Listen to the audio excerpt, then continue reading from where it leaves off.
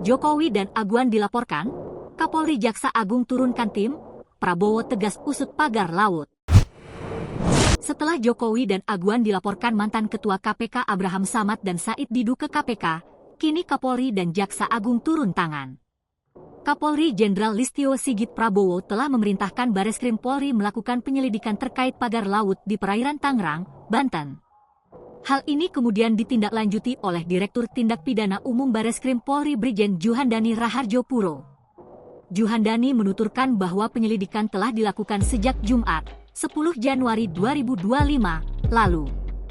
Penyelidikan ini dilakukan atas perintah Kapolri melalui Kabareskrim, menyusul pemberitaan yang mencuat awal Januari terkait keberadaan pagar laut tersebut, katanya, Jumat, 31 Januari 2025.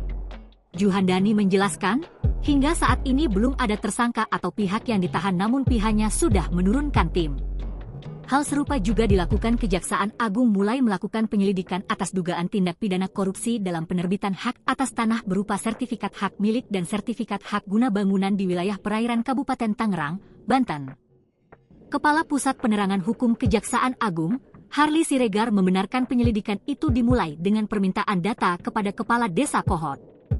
Permintaan data dan dokumen tersebut berdasarkan surat perintah penyidikan yang dikeluarkan Direktur Penyidikan Jaksa Agung Muda Tindak Pidana Khusus, tertanggal 22 Januari 2025. Diketahui, Abraham mengatakan, KPK perlu memeriksa semua pihak terkait dan menyerahkan dokumen terkait kasus dugaan korupsi mulai dari sektor swasta dan penyelenggara negara.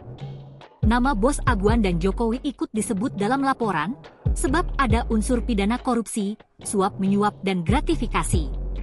Sesuai UU maka selain penyelenggara negara, pihak swasta, Aguan bisa diperiksa, penyelenggara negara itu mulai kementerian sampai aparat ke bawah, kabupaten, provinsi, maupun yang paling di atas, presiden, semua kita minta diperiksa, ujar kata Abraham. Juru bicara KPK Tessa Mahardika laporan Abraham CS tentunya informasi awal dan KPK akan melakukan verifikasi ada atau tidaknya unsur-unsur tindak pidana korupsi.